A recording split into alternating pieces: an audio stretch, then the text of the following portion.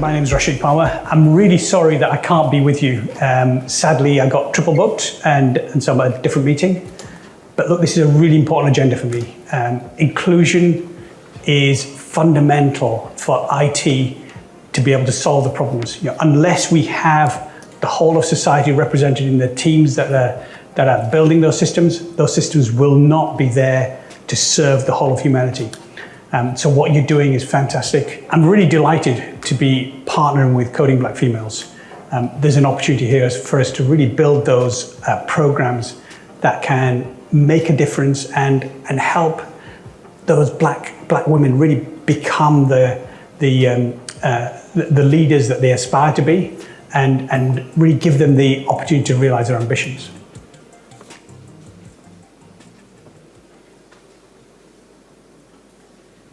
Good evening, everybody. Hi, my name is Rashid Palmer. I'm really sorry that... My name's not Rashid Palmer. Yeah, definitely not. So good evening. So my name's Billy McNeil. I'm the IT and Operations Director at BCS. And just by way of very brief introduction, just to reiterate some of the things that Rashid said, we're really proud to have partnered with Coding Black Females in the creation of the report. If you've seen... It's only been out for a very short time, obviously, but if you've seen some of the online conversations that have been sparked as a result of it, then you see confirmation of why we've got a problem, and the report being exactly the right thing to do. So hopefully the creation of it will spark some change. And again, just by way of introduction, it was just to make sure that we thanked the people involved in the creation of the report, and thank them kind of formally in this forum. So there's a special working group that was put together that created the report. And I think the people that are here, so there's Amma, Jessie and Ira from Coding Black Females that are here. So special thanks to them.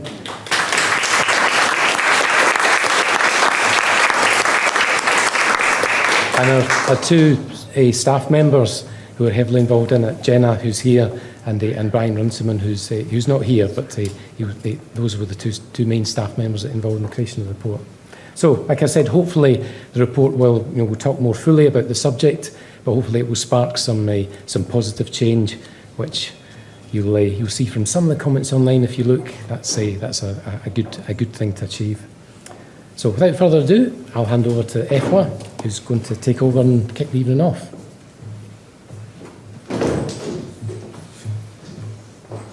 Hello, hi. For those of you who are expecting Charlene, I'm going to send her apologies to you. Unfortunately, she was feeling a little unwell, so I will be taking over today with this introduction.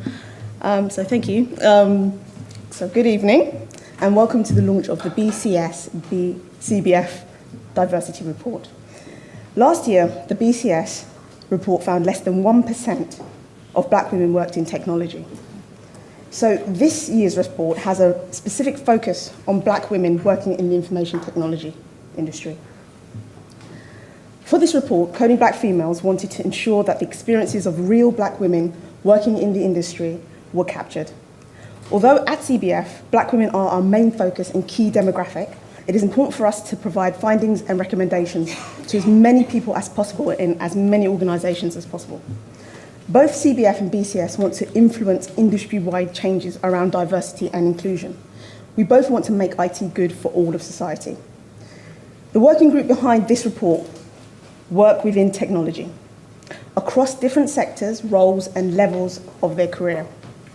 These individuals have come together with the team at BCS to create a survey, conduct interviews, analyse results from the ONS, and provide recommendations. What this report has allowed us to achieve is the ability to provide industry academics, schools and universities with data that shows trends around the number of, or indeed the lack of black women represented and working in what we think is the most exciting of industries. Most importantly, it has allowed us to create the narrative of black women, their stories of entering and working in the technology industry. The women in this report tell us what they have faced working in the tech industry, both the negatives and the positives, what they believe works within organisations and what role diversity policies actually play in making an organisation internally and externally diverse and inclusive. Regarding the interviews that we conducted, I would like to thank all of the women who gave their time to provide their contributions to this important cause. CBF and BCS have come together in this report to provide meaningful recommendations that can be taken forward to help achieve an authentic, diverse and inclusive organisation, where diversity and inclusion is at the heart of the business. Some of the recommendations we have made in this report are focused on making the interview and recruitment practices more inclusive, such as encouraging managers to hire from all routes in the tech industry, whether that is vocational, academic or returners to work.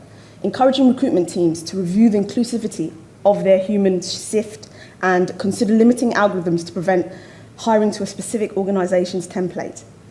We also look at how leadership should lead with example by helping to remove the management ceiling for ethnic minorities, remove and improve, working in IT teams by publishing an ethnicity gap report, for example. Senior technology leaders should expect and want to play a part in increasing the number of black female IT professionals as part of the efforts to grow the proportion of all women working in the sector. The report established that a diverse, open culture goes beyond the diversity policies that an organisation may implement.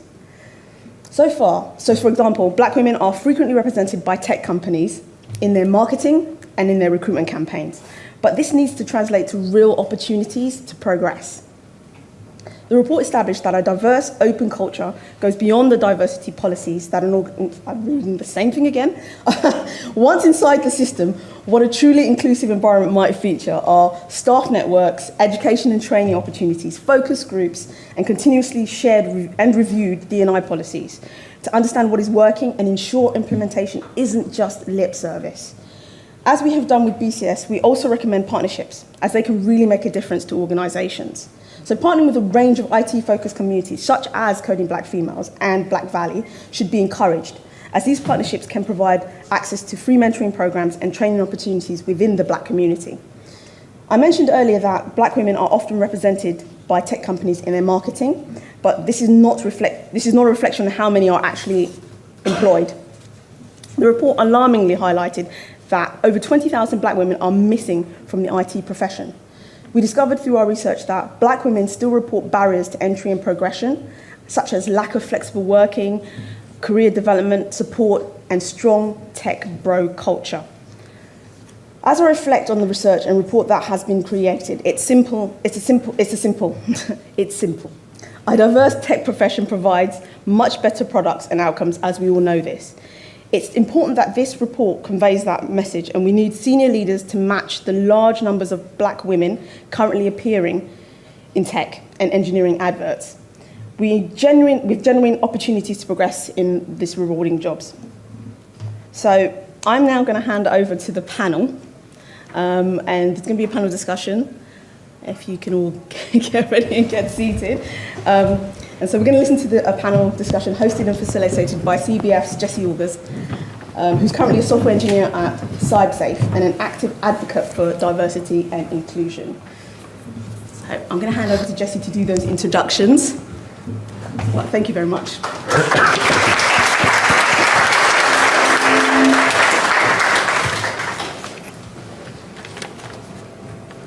Is this on? Yeah? Okay, cool.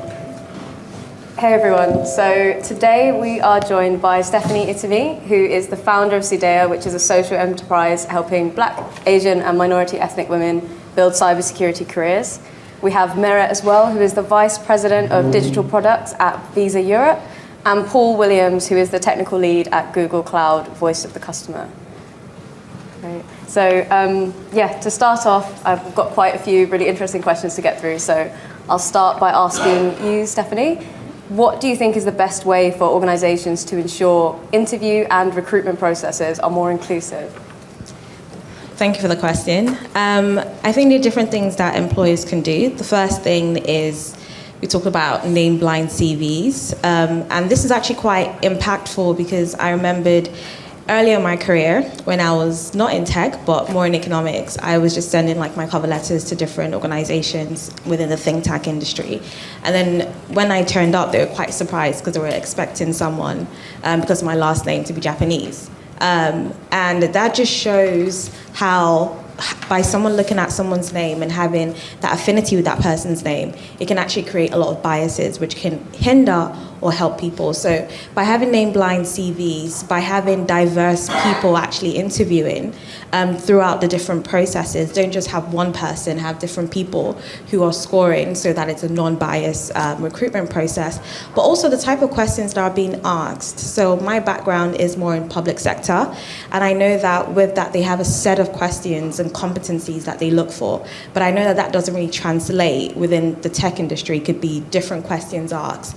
And even when we talk about culture or questions around like, do you fit around this organization in which you want to be part of, there are certain questions that they ask to see different personality types, and it may not suit everybody.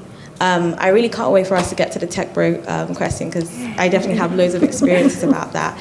But I do think by being fair, having different people interviewing and having a name-blind process actually limits the bias. And also organizations being quite frank with themselves. Are they really thinking about diversity?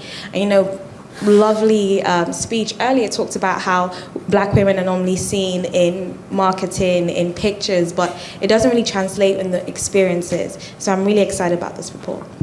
Fantastic, thank you, Stephanie. Paul, would you like to answer the question? Sure, absolutely. So organizations have a responsibility to ensure that they are recruiting from, as was mentioned, sort of various different pools. We're not looking specifically for graduates in a computer science degree, because we know that's not a diverse pipeline. We know that's not a diverse way for us to get people into an organization. And I must stress that I'm speaking more generally and on behalf of the BCS Fellowship Technical Advisory Group and the Influence Board, and not of my employer. But it's true across the board. Organizations need to be looking at different approaches to recruitment, rather than just the traditional tech pipelines, as it were, for people to join companies. That's a social responsibility. That's not something that happens automatically. That's not something that happens, unfortunately, at the moment, naturally. There is this pipeline of, we feed people into internship programs, we feed people into apprenticeship programs, but that's not a diverse way of doing things. And that has been discovered, and the report goes into this as well. It talks about how we need to be thinking about other entries into the workplace. And I think that is the responsibility of organizations, rather than putting the responsibility on the individual to find their way into that program, because there are barriers there. Yeah, definitely. And we'll get into those Absolutely. shortly. Thank you. And how about you, Mehret? What are your thoughts? Well, just to build on some of those points, one of the things that I've observed as a leader, we've done lots of hiring over the last 12, 24 months. The objectivity of the assessment process is really important. And I think when there isn't enough preparation done around that, bias creeps in. And people look to comments like, I really felt what they said resonated kind of with me. It really made sense. We clicked. And when things like that come up, for me, it's a clue that actually there hasn't been a fair and objective assessment process. So I always look at that. I always try and make sure that across the assessment processes we run, we have someone that's also checking that it's been executed well. When you're testing for competencies and you're really clear on the competencies that are needed for the role, when you're testing for attitude and behavior and you're really clear what you need as you're building out your team, you can become much more objective and fair in the assessment process. So that's what I would add. Absolutely, Yeah. Thank you. And then if I could start the next question with you as well. To what extent do you think managers play a role in creating an inclusive culture? They play a huge role. Individuals across the organisation look to managers and leaders as their role models. Those are the roles that they're aspiring to get into. Those leaders and managers have a lot of authority on the culture that they set. When they lead with grace, when they lead in an inclusive manner by bringing in voices, when they're thinking about how they're building their teams, that has an impact on the staff, their productivity, but also how they want to lead in the future, because they are watching their role models, future role models, when those behaviours aren't present or they're not there, that continues to perpetuate the lack of and the absence of leadership. So managers are key, so are senior leaders across the organisation. Absolutely, thank you. And Paul, you're a technical lead. How do you think that management plays into building an inclusive culture? Absolutely key. Yeah. Absolutely key, because employees work directly with their managers on a daily basis.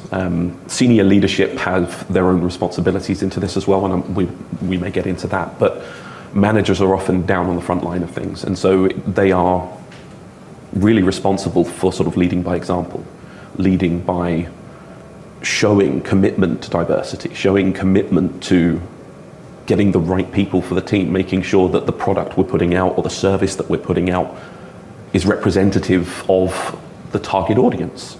And so I can only sort of echo what's been said already, which is just this concept that they are leading from the front. And so they need to be showing that to their team members.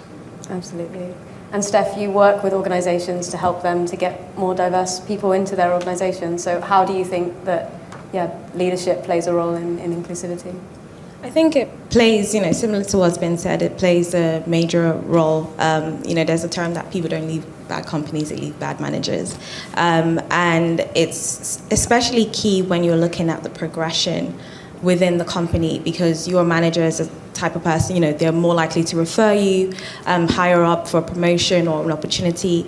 And if you're working with someone day by day and that person is not championing you, or you don't feel like you're included within the team, that's going to reduce your, as mentioned, productivity, is going to decrease your morale. And by then we kind of see people leaving companies because of that, tension between them and their manager. But I also think even the duty of care, I think, is quite important. As a manager, you also have this duty of care with your team as well as productivity. So what does that duty of care looks like? If somebody comes to you with a complaint, how do you approach that complaint? Is there processes set within your company where, you guys have, if we have a discrimination complaint, they can go to this person who's outside of the team. It follows this process. There is a confidentiality where the person who's given the complaint feels safe. So I think managers play a crucial role, but also organizations need to also think about that duty of care as well. Absolutely, thank you. And so you've kind of touched there on the different things that managers can do and senior leaders can do in order to create a diverse culture.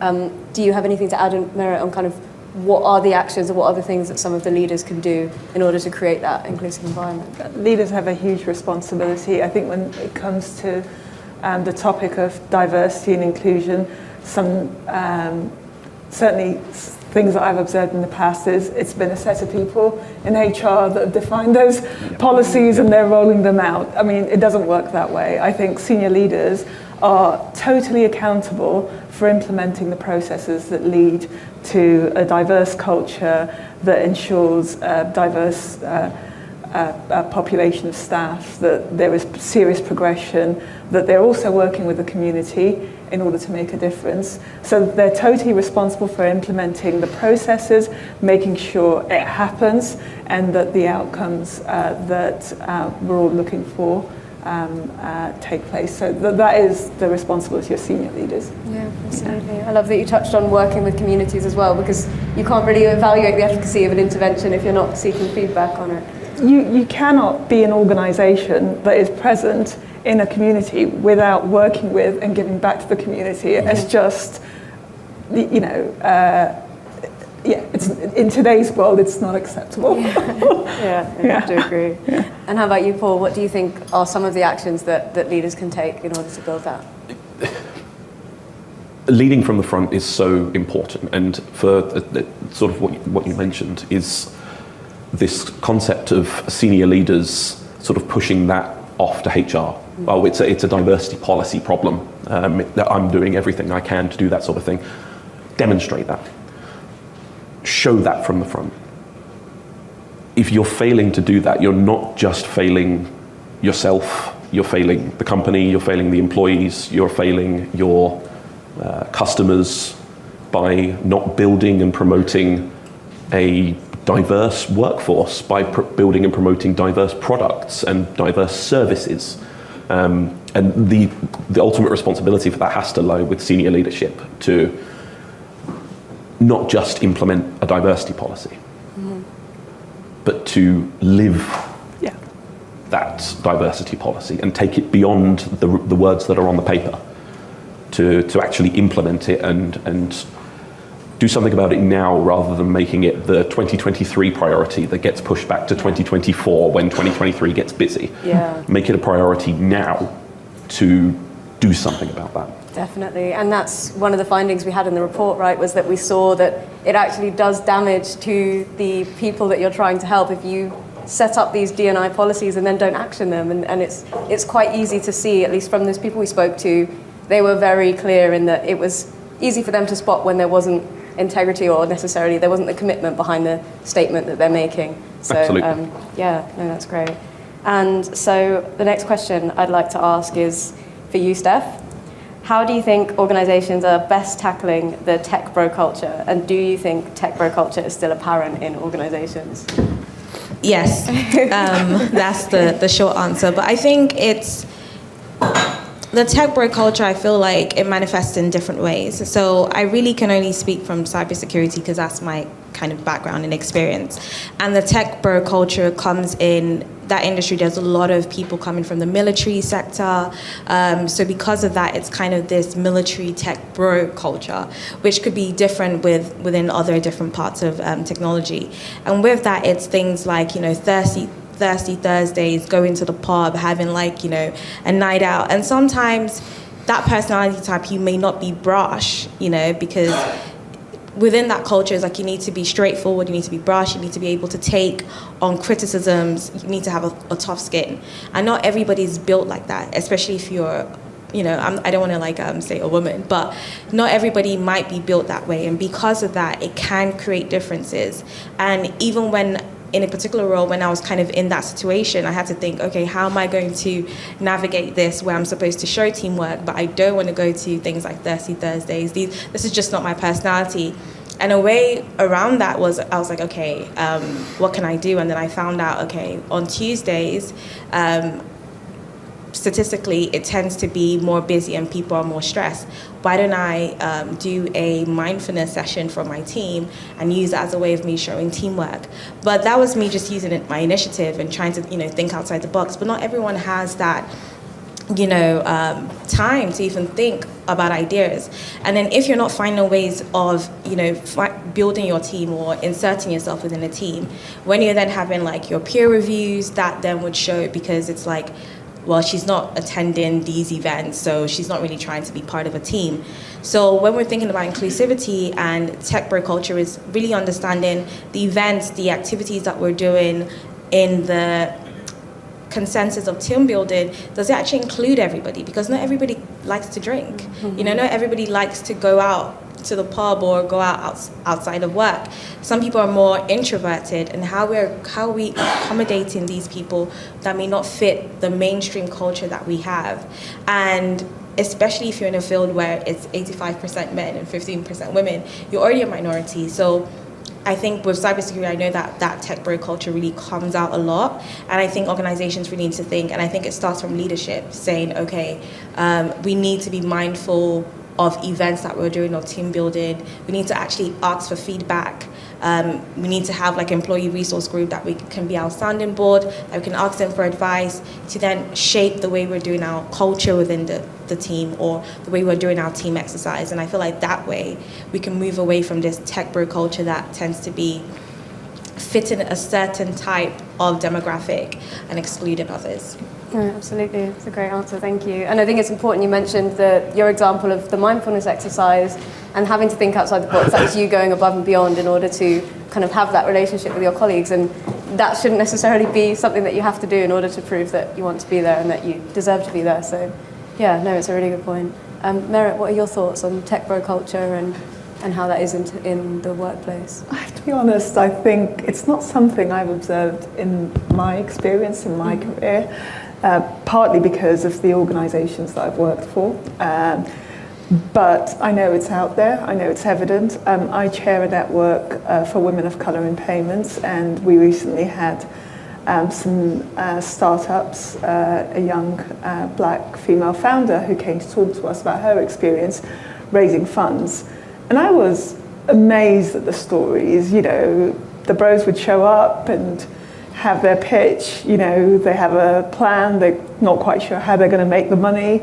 It was fine, they were getting the funding. She would show up and she was working out how to raise money in the midst of still working out how the product she had was going to make money. She had some plans, they weren't quite firm, but it was a whole much better picture than the bros. But she really struggled to get funding for it and the support that she needed. So, you know, I think that there is something certainly, I know, sort of around this culture around startups.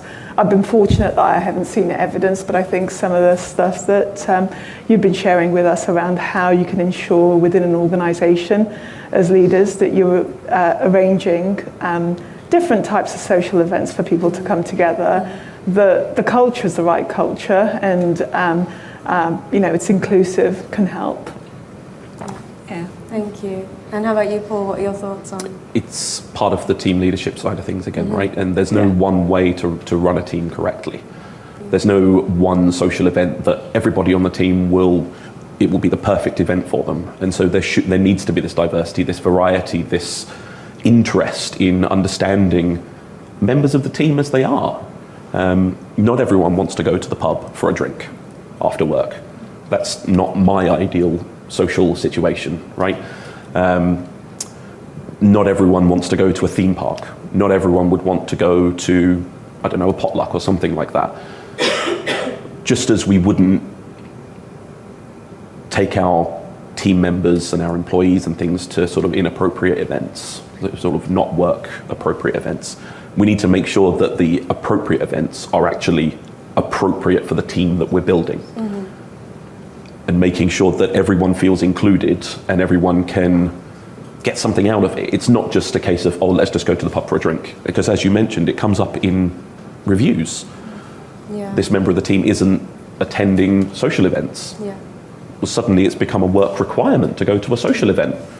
And this just introduces more and more barriers to progression and to things like hiring and referrals and all that sort of thing. And so it's definitely down to sort of team management and onwards into senior leadership to ensure that these sorts of things aren't mandatory.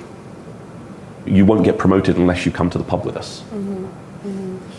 I'm sure if you saw that on some sort of job advert, it's just unacceptable, it's unthinkable. And yet it happens. It happens in real life. Just nobody writes it down. Yeah, definitely. And how like, coming back to what you said, Steph, about having ERGs as sounding boards and trying to find out if other people have those opportunities to have those conversations, I think is a really important part of trying to mitigate that kind of accidentally designing social events for only one type of person. So on to the next question. In your experience, and I'll start with you this time, Paul, what is the best way an organisation can involve the whole company in supporting DE&I policies into their department? Make it part of the fabric of everyday life in the company. Don't make a diversity week. Don't push out, oh, November is our diversity promotion month, because things will ramp up and then ramp down, and it's almost like lip service. Oh, we've met our diversity quota for the year. That does nobody any good, right? It needs to be part of everyday life. When the tech team is in a room talking about how we're going to implement something in a product, we need to be considering diverse views so that it's just normality. We need to make sure there are diverse views in the room. Make sure that the team is built diversely. Make sure that the people around us are diverse. Make sure that we integrate those viewpoints. And I think that one of the biggest things that we can do is also to listen to those that are living these experiences. And it was alluded to earlier, some of the comments that are sort of made on social media by the publication of this report. This proves we need to listen. It proves that there's a natural instinct to get defensive when we're told you're not doing everything you can to be diverse. Well, I've done this, and this. But you're being told by people who are living these experiences that you're not doing everything you can to be diverse. You're not doing everything you can to be inclusive. We have to listen, and an organisation has to listen and react to that. Not in a defensive, we're doing everything we can. Oh, we have Diversity Week coming up, those sorts of things. We hear you, we acknowledge you, and here's what we are going to do about that. That's how organisations need to be seen in this context. Yeah. And it's not down to the individuals either, like you mentioned. It's not down to one member of the team going, oh, have we considered X or Y? It just needs to be part of the normal flow of everyday business. Yeah, absolutely. And going back to you mentioning the comments from the publication of the report, it was very clear that there was no active listening in some of those comments. So, yeah, I'd have to agree on that one too. How about you, Mehret? What do you think? Yeah, so I'm certainly proud of some of the things that we've done at Visa over the last few years, where the organisation has set up fully funded ERGs. It's had ERGs for a while, but they're fully funded ERGs who have very senior executive sponsorships that are part of our global kind of ERGs. And they're actively supported by the senior leadership of the organisation and have a full agenda through the year and are able to talk openly about the issues that affect employees, so they bring the voice of the employees forward. The company's also got a serious volunteering agenda, and it makes it part of every employee's work plan, if you like, to have volunteering hours that they can spend out of the office. And it promotes a program of volunteering opportunities where individuals can work with the community and advertises to them what might be worthwhile causes that they can support. Some of that includes supporting organisations like the London Youth Association, for example, or offering volunteering time to coach with their sort of payments experience and financial services skills, small merchants that need that support as they're setting up new businesses. So that's been pretty cool. And they also have a pretty active events calendar. They have serious sponsorship money around to promote the brand, but it uses those opportunities then to actually bring about stories for the diversity agenda. So recently we had the women's UEFA Cup, for example, behind the scenes. So there's lots of brand and advertising sponsorship going on, but behind the scenes and the work that the business and the leadership and the members of the organisation were doing to work with the community and to support some of the women in this field and space has been seriously impressive. And I like that, because this isn't about, we have a policy, we'll have some quotas, targets and metrics, which is great, we all need to have that in the background, but it's actually actively living and breathing it and participating in it in a positive way where people are making a difference to the community that we work with. So I've been pretty pleased to see that in action. That's great. Yeah. It sounds like you're seeing the success of it too. It's just uplifting. Yeah, yeah. It's just uplifting, yes. It was really nice to hear. How about you, Steph? I mean, echoing what everyone has said, I really think it starts from the top. There's a leader and there's a champion from the top that is saying that I believe in this, and they're making it a business as usual practice, and not just having diversity but inclusion as well. I think then slowly the organization begins to change, and I've seen this with one organization that I worked in, and they didn't really have a BAME employee resource group, and I said, why don't we have this? And one of the leaders decided to take it on, and even now that I've left, I still get updates from that particular organization saying, yeah, we're doing this, we're making sure that we're working more with libraries and things like that. So it's somebody from the top saying that actually we want to change this, and organizations starting with a critical look. Not everybody has the luxury of knowing a lot about diversity and inclusion, but being critical and being willing to learn and then making changes and referring to that changes on a yearly basis so that the whole organization knows that this is not just a, we want to tick box that we've done this, but it's actually something that the organization takes seriously. Then I think slowly everyone within the company will then realize actually this is part of our culture, this is part of our values, and then you will slowly see that change. But I don't think that change comes in an instance once you have a policy that automatically you've solved the problem. It's a slow progress, and it's organizations understanding what is my short-term goal, what is my medium-term goal, what is my long-term goal, because those three things are different. And once you have a clear view on the short goal, the medium goal, and the long goal, it's a lot easier as an organization for you to start to make those implementations now, so that in 10 years' time, you're in a very different place than when you started. Absolutely, and I'm so glad you touched on that kind of long goal, because executive sponsorship isn't just a one-off thing. It should be continuous, and it should be something that's revisited as often as needs to be done in order to make sure that the rest of the business is aware of what's happening and why it's important. So, yeah, it's great. So the next question is about DEI implementation, is culture change. It's not easy to do at corporate level. So where do you think companies can get support on culture change to ensure it takes hold? Mehret, would you like to start with this one? Tough one. It's a tough one.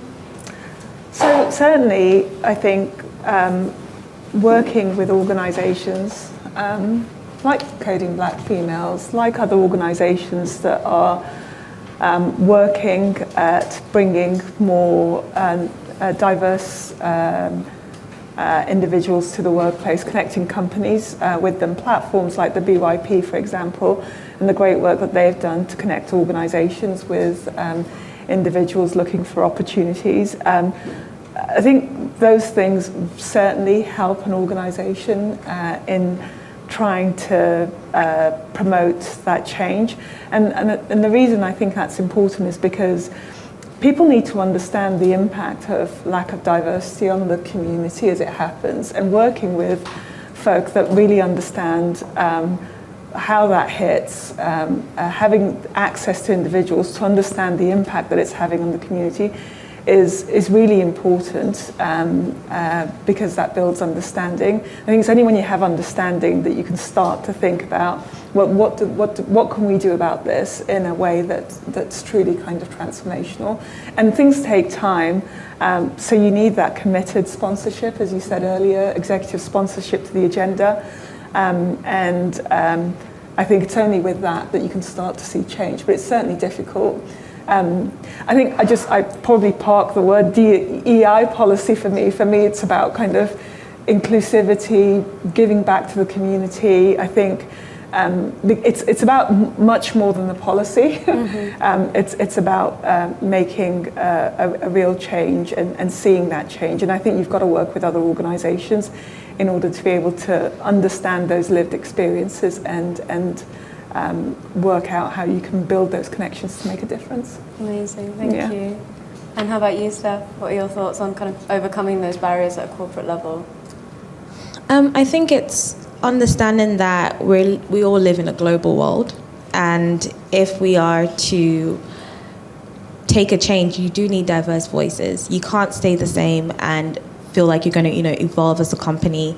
And with the barriers, not everyone's going to be quite open with or happy with the changes around diversity and inclusion, but it's having that fortitude and also being very consistent and rehearsing, or maybe letting people know the importance of why as an organization you're doing this, which is why I said there needs to be a critical look to understand where you currently are as an organization, where are you trying to go, and what is your value.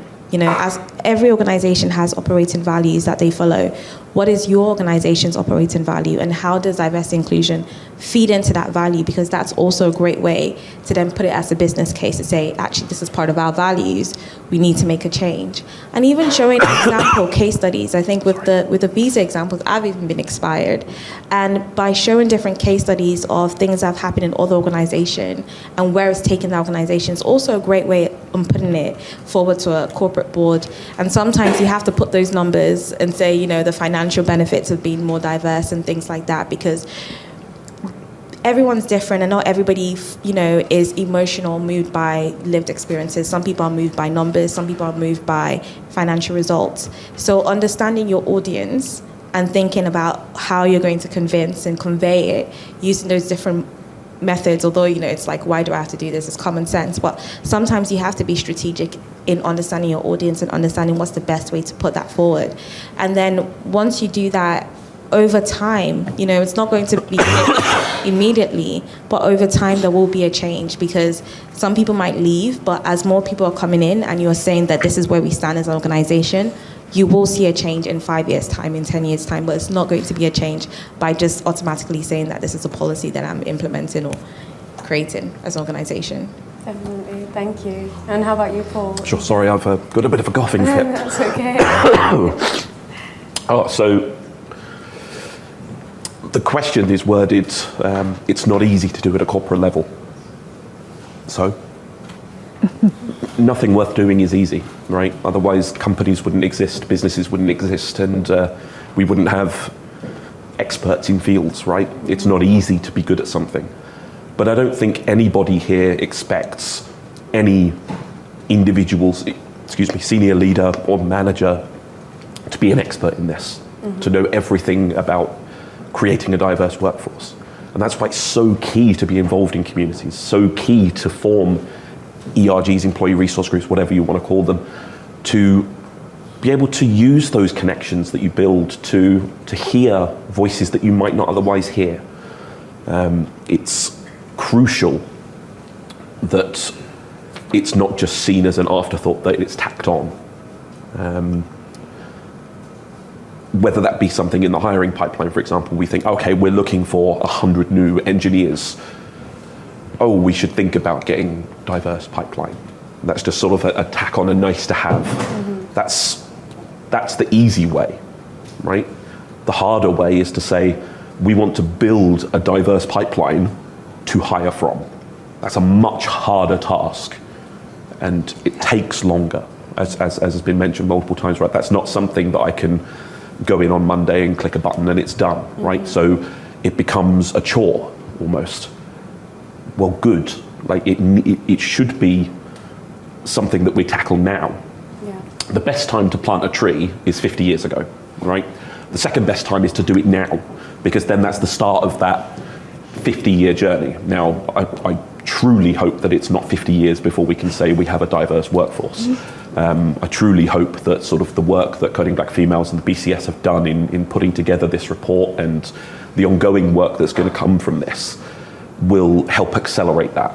And I hope to be able to see that in the results of this in the next couple of years. But organizations need to latch onto that and say the time to act is now, not next year, not the year after. The time to start building that pool, the time to start cultivating that pool and understanding where we can get new hires from, where we can build better services for, is now, today. To go in tomorrow and send that email that says, hey, we should sit down and think about how diversity works, and then start that conversation immediately. Absolutely, thank you.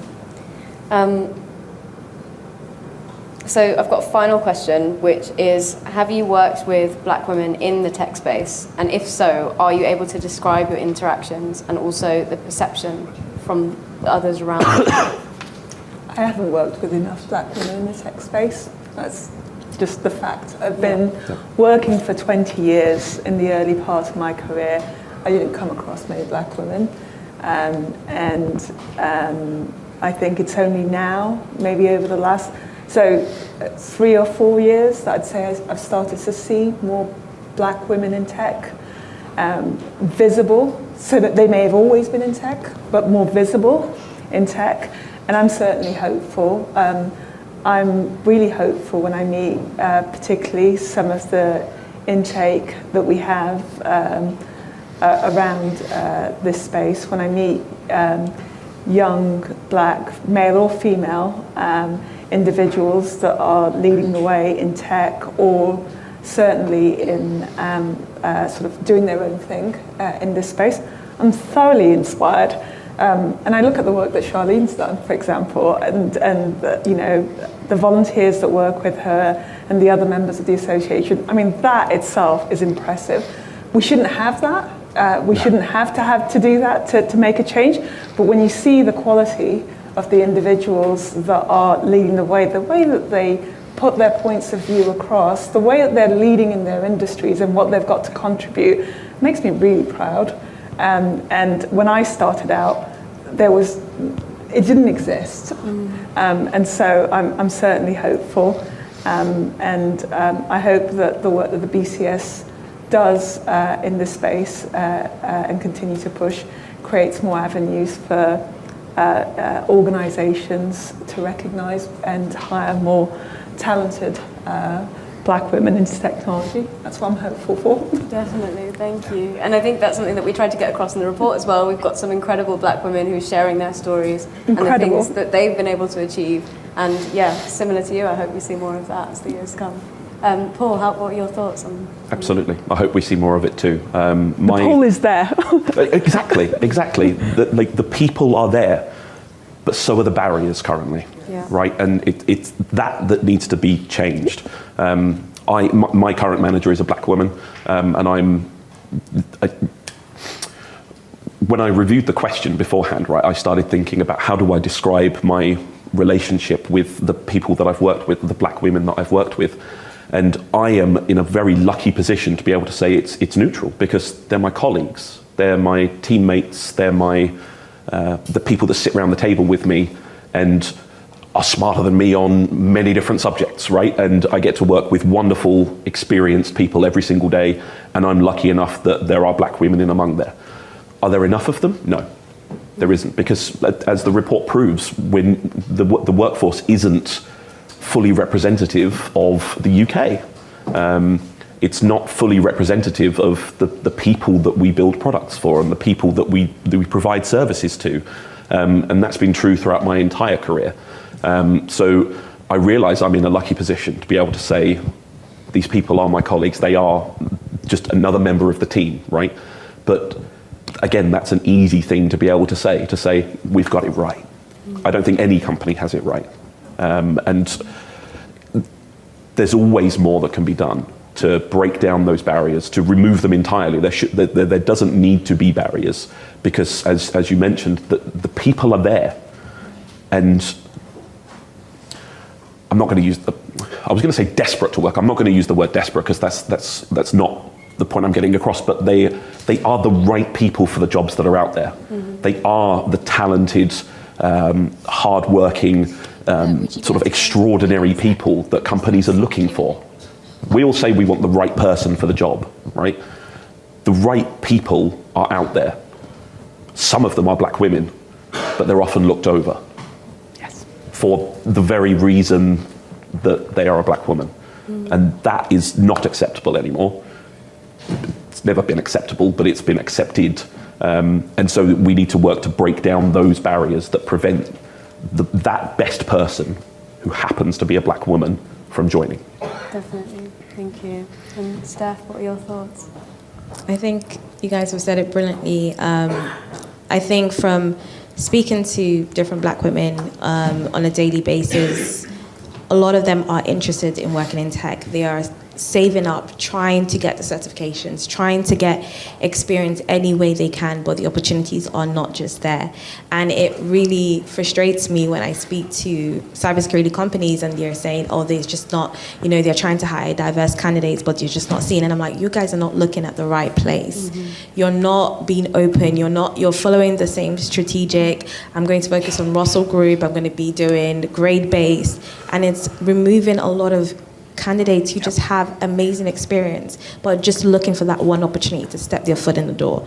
And hopefully with this report, even talks about the different barriers when they step their foot in the door. And I think that we just need to do better as a whole organization within the tech industry to ensure that black women are given the right space, not just to enter the industry, but to grow and excel within the industry as well. Absolutely. Thank you so much. That's all the questions that we have in this. If you want to take some from the audience. Yeah, so do we have any questions from anyone in the audience? Anyone who wants to brave it? Anyone?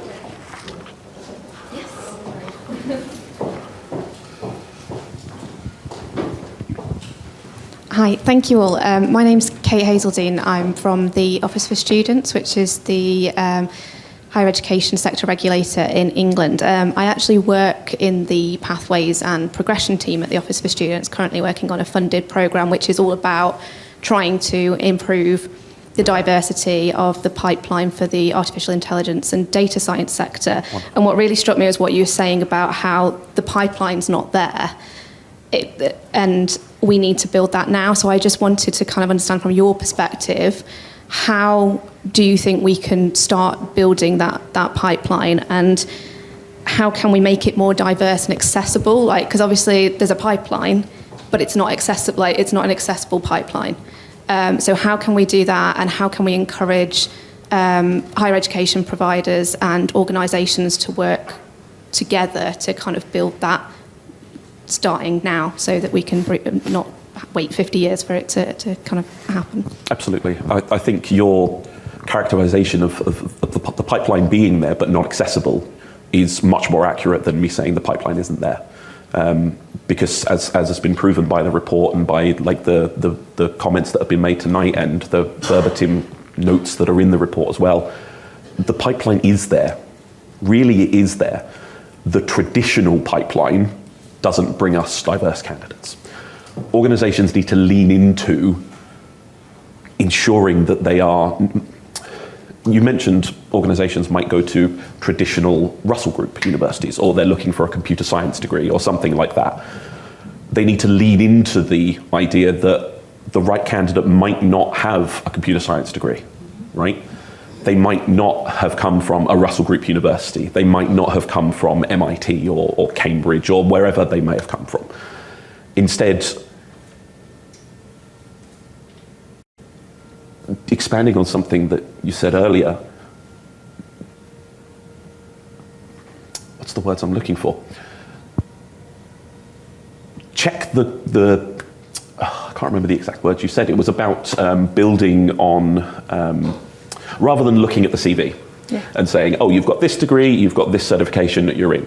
Instead, let's, sort of the criteria for the role. Objective assessment process. Absolutely. Can this person do the role that's required? Have they got the skills, the knowledge, and the ability to be able to do the role?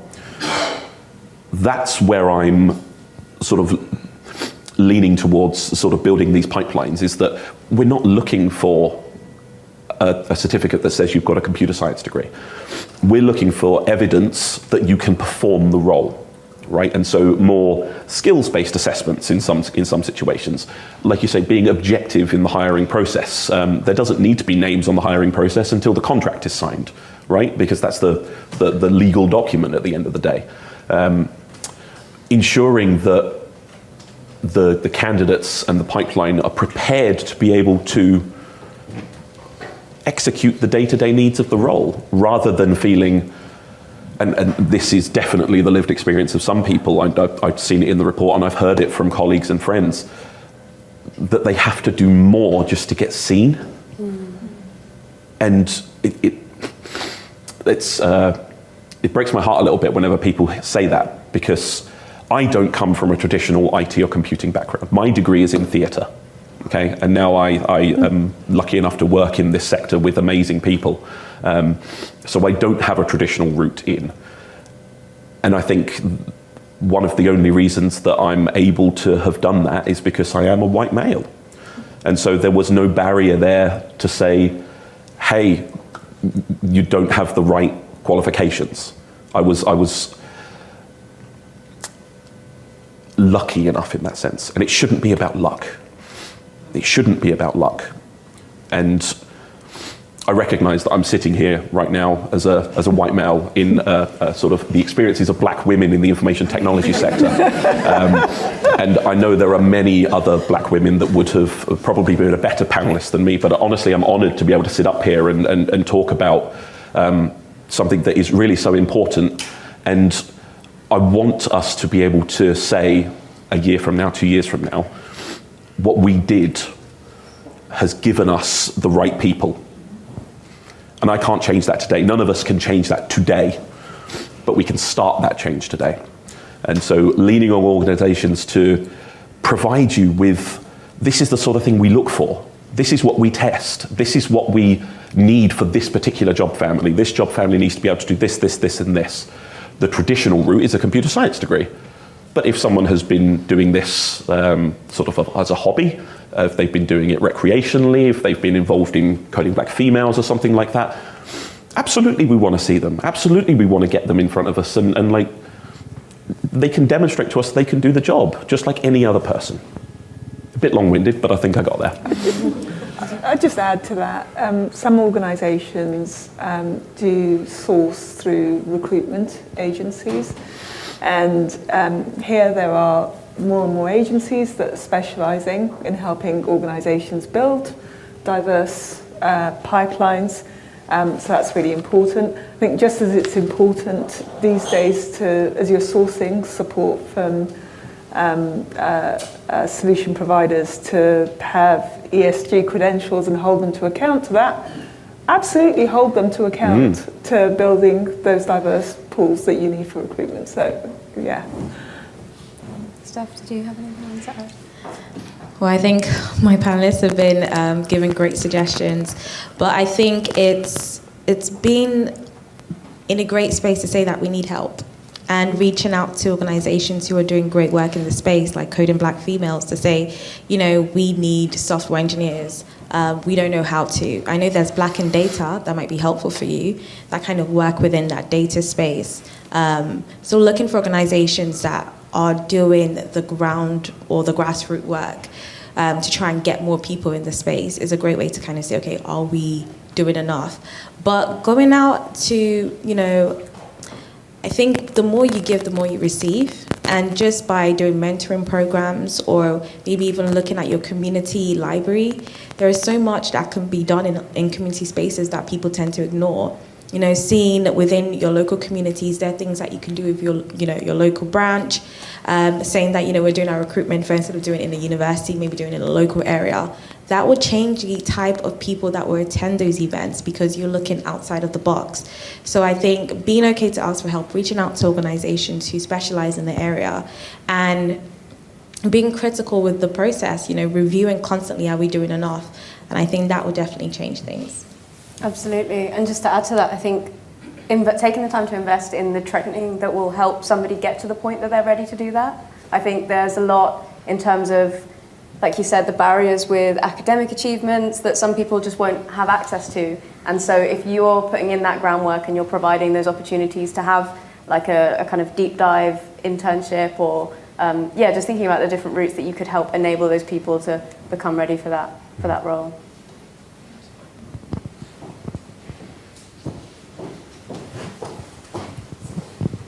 Thank you.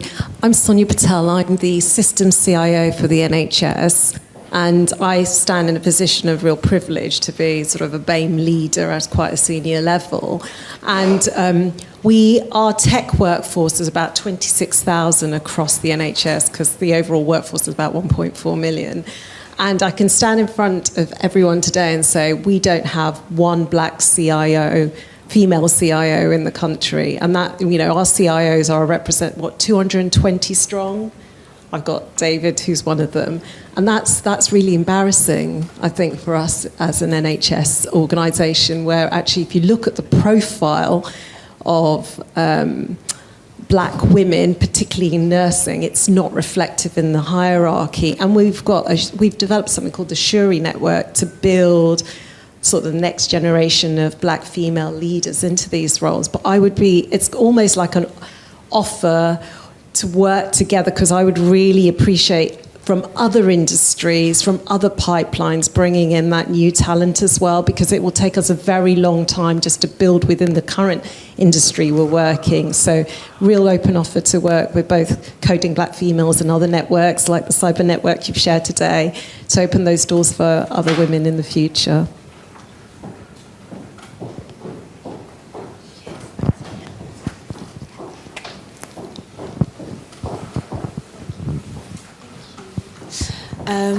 Thank you to all panelists today. I really appreciate your insights. Can you hear me now? Yes. Yeah. I was just saying thank you to all panelists today. I really appreciate your insights. I'm quite intrigued as obviously there are black female panelists as well as a white male ally. But what about when you have people who either are against that change or who are not necessarily adverse to it, but also think what's currently happening is sufficient? How do you get buy-in from those type of people?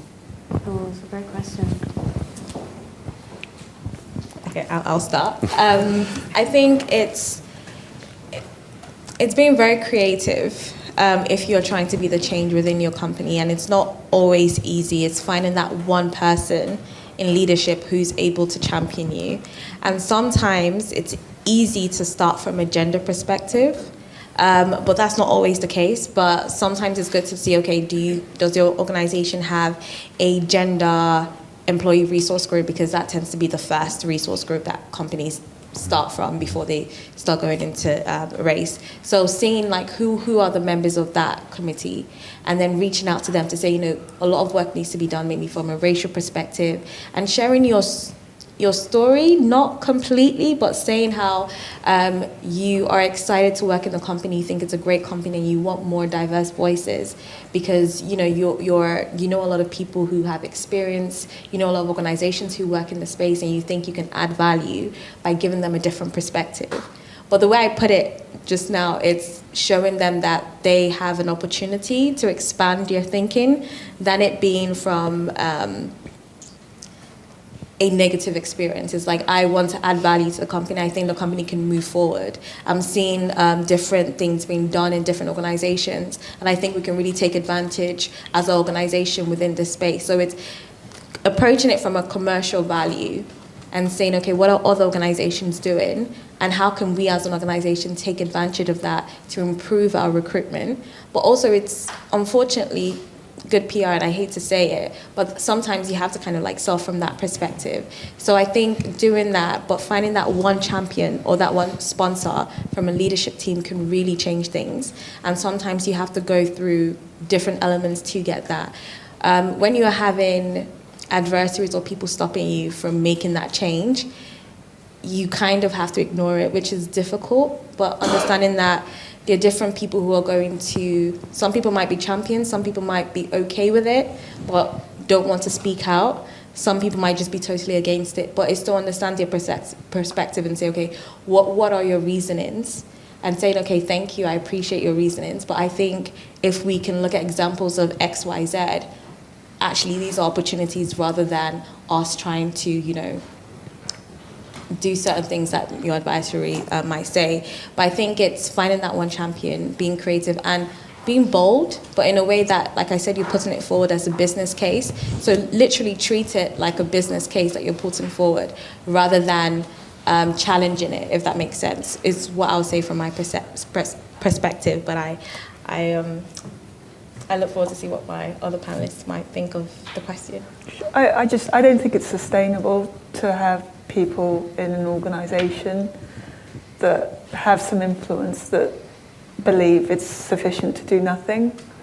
I think those organisations either won't prosper and succeed, and individuals that are looking for progression, opportunity, etc., at some stage will have to decide who they want to work for. Mm-hmm. So I just don't think it's sustainable. I think for any organisation that is wants to be a leader in their field or in their community, or wishes to succeed in doing what they absolutely have to invest in this. So yeah, I think I would try to get the buy-in, inspire if you can by showing excellence and bringing the examples. But I think there's only so much you can do. I think in the first 10 years of my career, I've often been asked, hey, join us to make a difference. I often felt it wasn't my burden to shoulder, and there's only so much I think that you yourself have to do. I think others in the organisation also have to come along. But inspire with excellence is all I would say. Yeah. No, absolutely. I mean, I agree with everything that's been said already. I have a couple of points. The first is don't make it optional. Right? This isn't a nice to have optional change. It's a business requirement. The business will fail. It is. It's great for business. Absolutely.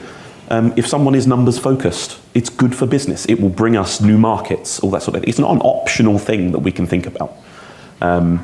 Secondly, vote with your feet, in a sense, right? As individuals, you are highly skilled, highly technical, highly sort of intelligent people. And there are companies that will value that. If the company that you're trying to influence and push isn't valuing that, like you mentioned, there's only so much you can do as a person to change people's minds before it becomes a wasted effort for you. So find somewhere that will allow you to prosper, will allow you to build their, I'm not saying the perfect company, go to the perfect company, but find someone that will listen to you and that will take on board these changes. So yeah, that's all I wanted to add really to, oh, sorry.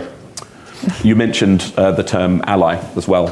So thank you for describing me as an ally. That's not something that someone can call themselves, right? I believe an ally is a lived experience and not something that you can just say, oh yes, I'm an ally of this. Okay, well, what have you done to be an ally? Lean on those allies, right? There are allies in waiting everywhere across the industry of people who feel it's not their place to speak up, people who feel it's not their position to be able to say, I think we should think more about diversity because they are a white man. Find those allies and lean on them and help them to help you. The burden shouldn't be on any individual person. And it doesn't matter that it's a white man promoting the idea of black women in tech, because it's all of our shared responsibility to make sure that our industry is representative and diverse and as strong as it can possibly be. Thank you for the question. And I think if we look at some of the negative reactions we had to the report being published today, it was very clear that the majority of those had not even bothered to read the report. It was purely an emotional response to a sentence summarising the report. And I think that you won't always be able to reason with that kind of reaction, and it's not your job to do that. No. Sometimes people need to figure out things on their own, and you can't always take that responsibility, take that burden. So look for support, try and find those allies, but ultimately it's a them problem as well. It's not a you problem. Yes. Thank you. I've got 2 more questions over here, then I think we're going to have to wrap it up, but there is obviously some time for network now. Thank you. Hi there, Rosa Morgan-Baker from the Royal Academy of Engineering. Thank you so much for a really insightful discussion this evening. We often, when you think of talent pipelines, people think about the young people coming into the business and the next generation and all of that, and that's really great. However, even though it might not be 50 years before we see a really diverse workforce, if we really look at it from the early stage talent pipeline, then it will be another 30 years. So is there anything that you feel that the industry could be doing to support more women who are later on in their career to transition into the sector? I will start on this one for sure. Totally. I think there are a number of things that organisations can do, including supporting women that are returning to work, for example, that may have taken a career break, proactively doing that. And also thinking about where they're hiring talent for the more experienced kind of roles that they're seeking. Some of the comments around kind of how they can build those pipelines I made earlier, such as using hiring sort of talent agencies, is really important in that space because the pool may not be large when we're looking at the more experienced roles in certain sectors or certain specific areas that they're looking at. And then the other thing to think about is when you're hiring, you have options to take around whether you're hiring for proven experience or whether you're hiring actually for someone that can take on the role, learn. And actually, for more senior roles, it is around that. When you become a general manager, crossing and bridging industries, being able to hire from different industries becomes more possible. And I think it's important to bake that into how you look for talent at those levels, because otherwise it narrows kind of the field that you're looking for. Don't know if others want to add anything to that.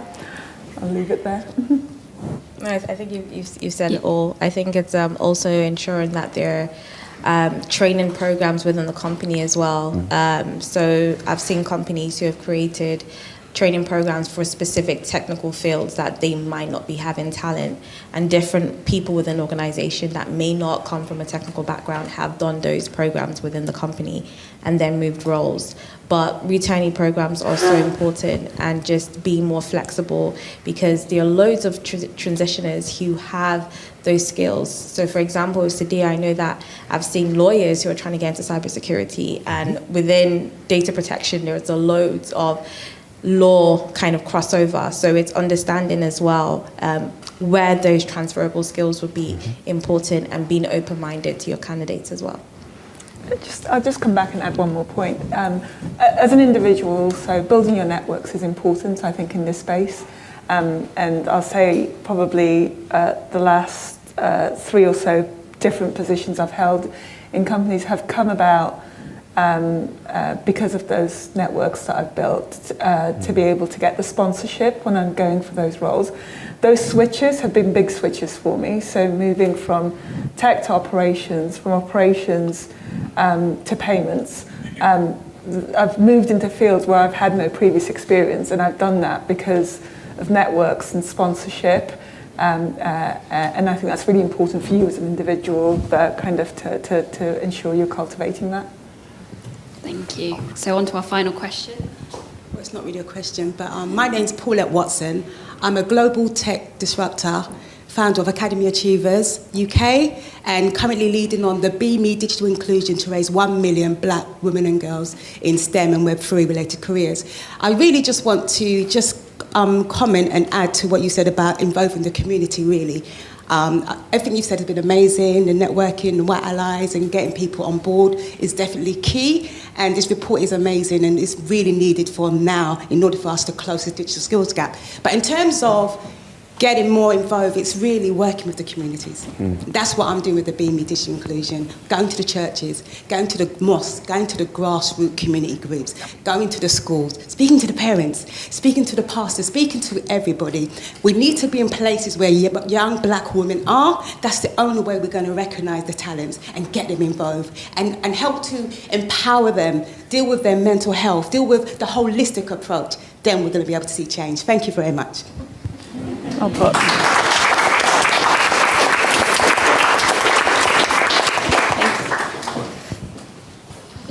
Are we closing from the panel now? Jessie, do you have anything to say as moderator? Just thank you so much to all of our panellists. It's been a great conversation, and I really appreciate your contributions. And thanks everybody for listening.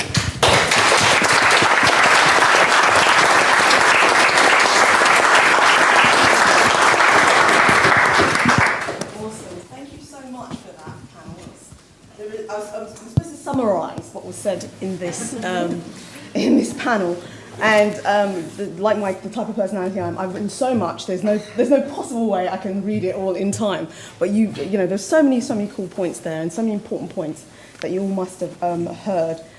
So thank you for that. That was incredible. And also thank you for all the people who worked on the report and made it possible. A lot of them are here tonight.